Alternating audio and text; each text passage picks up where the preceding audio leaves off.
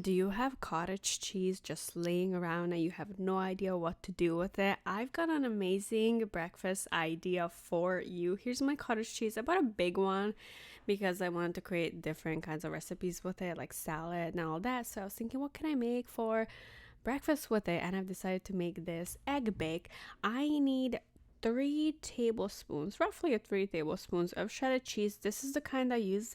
This is from Costco, and I'm looking for a low fat cheese, so not too greasy, because some cheeses when they melt they release a lot of grease, and I don't want that, not here. In a separate bowl, I'm gonna crack my 3 eggs one by one. Why? Because one could be a bad egg and you want to crack them individually and smell it to see if it's good. I've done that once where I cracked everything in the same bowl and one of them was bad and I had to restart everything. A splash of milk, or about 1 teaspoon. And for this, I'm using a metal whisk. There's a time and place for silicone whisks when it's like super wet, but this one is kind of sticky, so I think metal whisk will be perfect for this one. Mixes everything together, and now we can add our seasoning. I'm adding garlic, black pepper, and a pinch of salt. Kind of just eyeballing it, depends on how much you like garlic. You can also add fresh garlic if you want. A pinch of salt, and about now I'm gonna preheat my oven. If you're using a regular oven, 350. If you're using a conventional oven, which is like the little one, then 340, because it's smaller and it's smaller space. I'm adding 3 tablespoons of cottage cheese and seeing how it turns out. I want a half and half ratio, so about same amount of cottage cheese as the egg and cheese.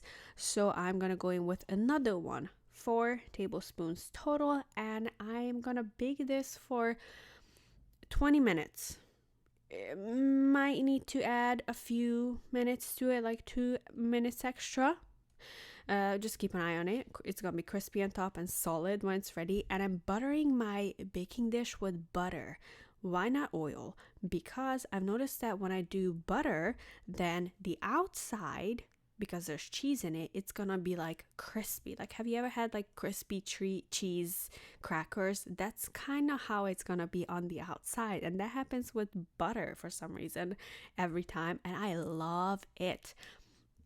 Have to leave a little bit of space on top because it's gonna grow, it's gonna be fluffy, and honestly, once it's baked, you can't even tell there's cottage cheese inside. It's like a fluffy, cheesy omelette. Sprinkle with whatever greens you have at home. Could be scallions, green onions, could be nothing. I had some parsley put on top. It's just aesthetic.